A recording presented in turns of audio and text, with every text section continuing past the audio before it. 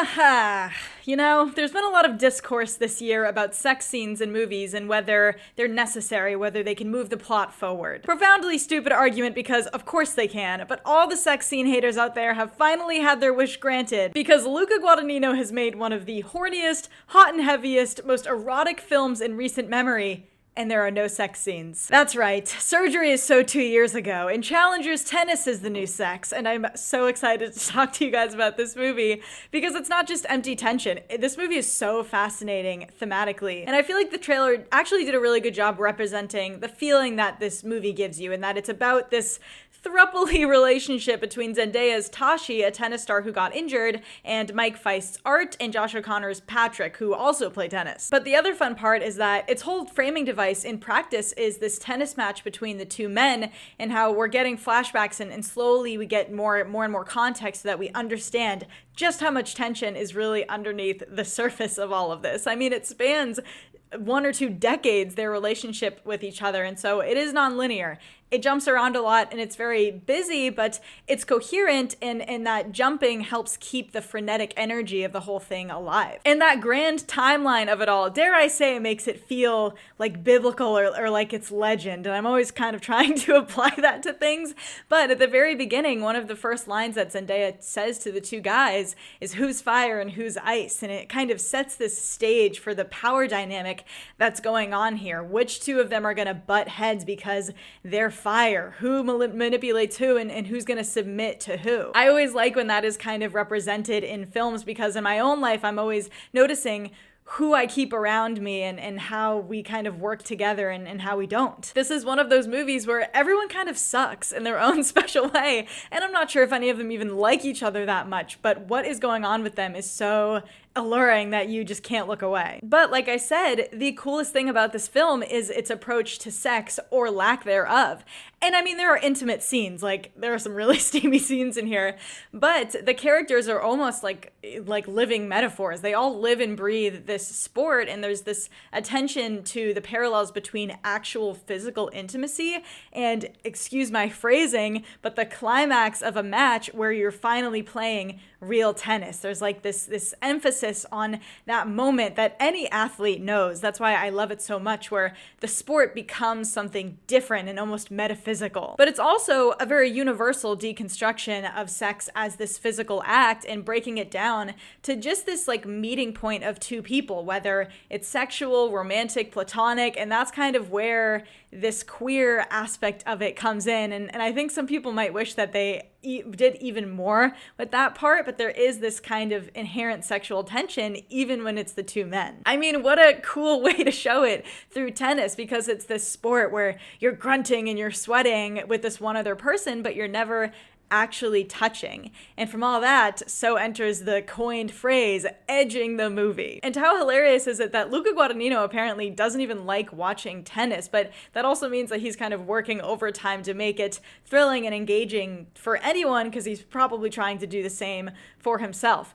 And boy, this has like some of my favorite editing and camera work of the year. It's kinetic and anxiety inducing. We're getting tennis ball POVs and sweat is dripping onto us. There are some really cool like callback shots in different points in time. One that's a split diopter shot that I did indeed lose my shit over. And then add in the Reznor and Ross score that makes you feel like Jason Statham in Crank when he jump started his nipples. And you're just gonna kind of like exhale after it ends. And speaking of the ending, no one does endings like Luca Guadagnino. I mean, Call Me By Your Name, Suspiria, just like those, the ending of this film is so essential, not only because it just supercharges the intensity of what's going on, but it's like that full circle moment that finally ties the script up and like nails the themes home. But this was written by Justin, I think it's Koritskis, who's actually married to Celine Song, who just did Past Lives. Someone has to ask them about this. And I think this is like such a good combination. It simultaneously feels very classic, but also very youthful and like almost Gen Z. I mean, Luca Guadagnino, we know, has a good feel for the younger generation, or at least like this timeless feeling of being young. He clearly has a soft spot for these coming of age stories and kind of putting you in the shoes of those moments. And what felt classic about it was actually a feeling that I got watching Love Lies Bleeding, where it kind of approaches this level of hyperrealism at the end. And I really respect that Luca Guadagnino wasn't afraid to lean into the melodrama of it all and do the slow-mo and do the overbearing score. It creates such an epic moment, and I think that's something that a lot of modern films will shy away from doing earnestly. I also had a moment of realization going into this that it's Zendaya's first like top billed role where she's truly the lead in the core of the film, and that is so crazy because she's become such a superstar and has such great screen presence that you would have thought this would have happened already. And it's proof that it should have been happening all along. She is a force of nature and she looks so cool. Shout out to the costume and makeup departments. There's one scene where she's wearing this blue dress. I was just like stunned. But the movie doesn't work without all three leads, and with West Side Story recently and La Chimera, Mike Faist and Josh O'Connor are clearly two of the best working in their generation right now. That chemistry was so important, and they are all so well cast and just knocked it out of the park. So I obviously loved this film, and it's getting ubiquitous praise so far, but it's been interesting to see why some people didn't quite connect with the film. And I will say for myself, I love Luca Guadagnino. I've loved all his films that I've watched, but there's something preventing him from being like one of my favorite filmmakers of all time. And I think it is that when he translates a script, he can paint with really broad strokes. And so I wouldn't be surprised if that kind of leads to some people feeling detached from certain elements in this film. I did have a couple moments where I was like having a hard time believing that they were this famous or that they were this good at tennis, because the film focuses so heavily on all of their flaws, but it's not really trying to be a realistic sports movie. So despite all of that, I found this movie excellent and exciting. It is pure adrenaline and tension.